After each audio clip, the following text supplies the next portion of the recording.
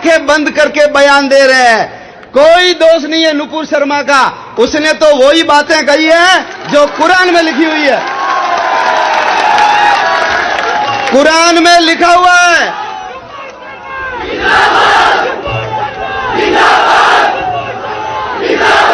कुरान में लिखा हुआ है कि धरती चौकोर है। बोलो, धरती चपटी है या गोल? और धरती गोल है इसलिए हमको एक विषय पढ़ाते थे, उस विषय का नाम है भूगोल। क्यों? क्योंकि भूमि कैसी है।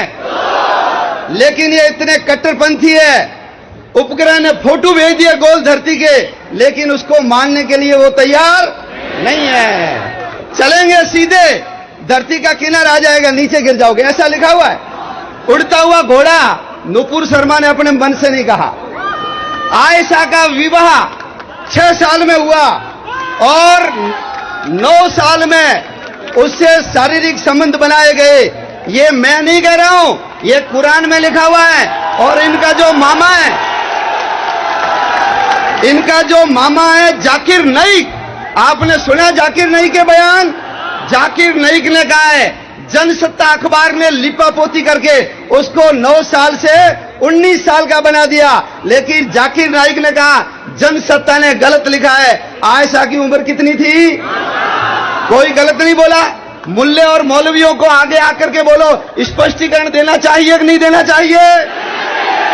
लेकिन जाकिर नाइक बोलेगा तो कोई विरोध नहीं करेगा, और हमारा कोई व्यक्ति बोलेगा तो सारा आसमान सिर के ऊपर उठा लेंगे। कारण हिंदू जग रहा है, उनकी हालत खराब हो रही है। हिंदू जग गया तो मेरा क्या होगा, तेरा क्या होगा रे कालिया। आपने वो गीत सुना होगा ना, अपनी तो जैसे तैसे थोड़ी ऐसे या वैसे कट जाएगी, आपका क्या होगा जनाब अली। तो आपका क्या होगा ये जानते हैं, इसलिए ये विद्रोह कर रहे हैं। भाइयों, मैं आपको कहता हूं, आपने रामायण पढ़ी हो नहीं पढ़ी हो कोई बात नहीं, गीता पढ़ी हो नहीं पढ़ी हो कोई बात नहीं, वेद देखे हो या नहीं देखे हो कोई बात नहीं। आप सबसे निवेदन करता हूं, आप कुरान पढ़िए। क्या पढ़िए? कुरान। और यदि कुरान पढ़ोगे तो आपको समझ में आ जाएगा गीता क्यों पढ़नी चाहिए। जब तक कुरान नहीं पढ़ोगे आपको गीता क्यों पढ़नी चाहिए समझ में आने वाला नहीं है। इसलिए सब लोग हिंदू धर्म ग्रंथ तो हम तो चलो बचपन से माता पिता दादा दादी नाना नानी हमको संस्कारों में सिखा देते हैं, जो हमारे धर्म ग्रंथों में वो हमको बता देते हैं, प्रैक्टिकली बता देते हैं। लेकिन उसको नहीं पढ़ते, उसको पढ़ेंगे तो आपको सब चीजें समझ में आ जाएगी कि ये जो बातें हैं उठ कहां से रही है। और जब उनकी पुस्तकें उनको अधिकार दे रही है, मारने का उनको अधिकार दे रही है, तो फिर ये लोग क्यों नहीं मारेंगे। इसलिए कई देशों के अंदर कुरान के ऊपर क्या लग गया है, बैन लग गया, प्रतिबंध लग गया है। कारण सब चीजें वहां से निकल रही है। इसलिए आप सब लोग कुरान जरूर पढ़ना, आपको सारा चित्र समझ में आ जाएगा। भाइयों, हम सब लोग संगठित थे, एक थे, इकट्ठे होते थे, यज्ञ करते थे, पूजा करते थे, सत्यनारायण की कथा करते थे, कुंभ में जाते थे, मंदिरों में शाम को इकट्ठे होते थे। ये सब हम भूल गए। त्रिकाल संध्या करते थे, हम सब भूल गए। लेकिन हमारी बातों को उन्होंने पकड़ लिया, इसके कारण आज वो मजबूत और आगे बढ़ रहे हैं। अपने को भी जिसके कारण हम महान थे, जिसके कारण हमारी संस्कृति और सभ्यता के डंके दुनिया में बजे, वो चीजें हमको वापस करनी पड़ेगी। और उसमें से जो सबसे पहली और आवश्यक चीज है वो चीज है जो आज सब लोग इकट्ठे हुए हो, हम सब लोगों को मुट्ठी की तरह बंधना पड़ेगा। राजपूत अकेला पूरा नहीं है, जाट अकेला पूरा नहीं है, ब्राह्मण अकेला पूरा नहीं है, एससी और एसटी के लोग अकेले पूरे नहीं है। ये जब सब मिलेंगे तो जाकर के पूरे होते हैं। इसलिए जातिवादी भावना से ऊपर उठना और हिंदू हम सब एक। दुनिया में 2 प्रकार के काम होते हैं, एक होते हैं अच्छे काम, गायों को चारा डालना, पक्षी को चुग्गा देना, प्याऊ लगाना, कहीं पेड़ लगा देना, कहीं शेड लगा देना, कुर्सियां लगा देना, ये सब अच्छे काम है। लेकिन दूसरे काम होते हैं आवश्यक काम। हिंदू इस बात को नहीं समझता, मुसलमान इस बात को समझता है। इसलिए मैं आपको एक बात पूछता हूं, आप में से कोई भी मेरे को मुसलमान के बनाई हुई प्याऊ दिखा सकता है क्या? मुसलमान का बनाया हुआ पक्षी चुकाकर बना सकता है क्या कोई? बता सकता है क्या कोई? मुसलमान कभी पेड़ लगाता है क्या? कभी लंगर चलाता है क्या? गौशाला या धर्मशाला हॉस्पिटल बनाता है क्या? अरे कभी भूकंप और बाढ़ आ जाए तो फटी हुई लुंगी और पजामा तक नहीं देता वो प्रधानमंत्री राहत कोष के अंदर फूटी कौड़ी 5 पैसे भी नहीं देता। क्यों? क्योंकि उसको पता है ये बेवकूफी के काम कौन करता है? हिंदू करता है। इसलिए वाटर कूलर लगाएगा हिंदू, पानी कौन पिएगा? हाँ, आप कहीं वाटर कूलर नहीं बता सकते जिसमें लिखा हो कि इसका निर्माण या इसकी स्थापना अल्लाह बख्श लोग खुदा बख्शने की, कहीं नहीं देख सकते। सब हिंदुओं के नाम आते हैं। लेकिन दूसरा काम होता है आवश्यक काम, और वो आवश्यक काम हर शुक्रवार को बोलो मस्जिद में जाकर नमाज पढ़ते हैं, और उसके बाद जो मौलवी खड़ा होकर के उनके अंदर जो विद्रोह की भावना भरता है, उसके अंदर कट्टरवाद ठूंसता है। इसी के कारण तो जब नमाज पूरी करके निकलते हैं तो उन लोगों के हाथों में पत्थर होता है, और हमारा व्यक्ति जब पूजा करके निकलता है तो उसके हाथों में प्रसाद यानी लड्डू होता है। होता है या नहीं होता है? होता है।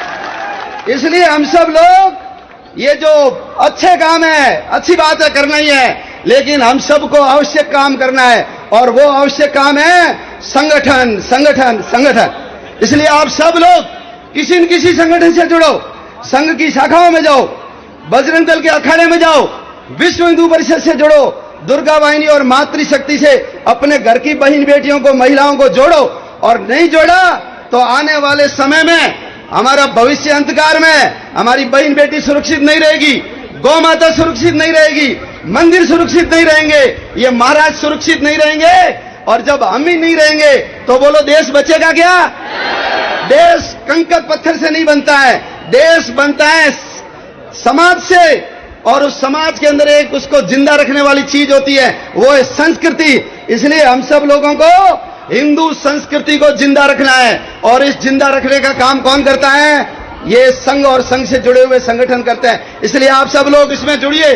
क्यों? क्योंकि ये महत्वपूर्ण काम कर रहे हैं, इंपॉर्टेंट काम और इमरजेंसी काम। इमरजेंसी काम है संगठन का, वो ये संगठन कर रहा है। आप सब जुड़िए।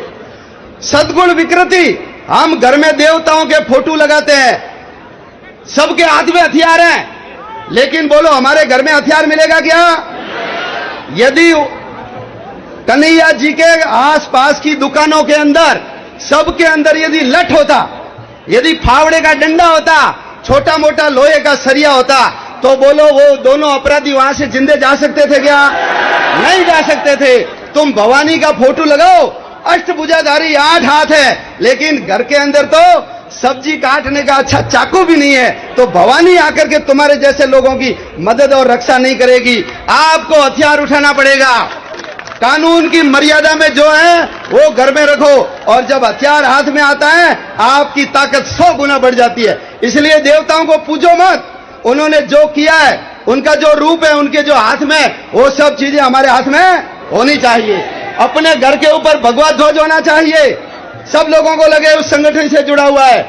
और कल अजमेर के अंदर मुसलमानों ने मीटिंग करके तय किया है कि कोई हिंदू समाज से कोई चीज नहीं खरीदेगा।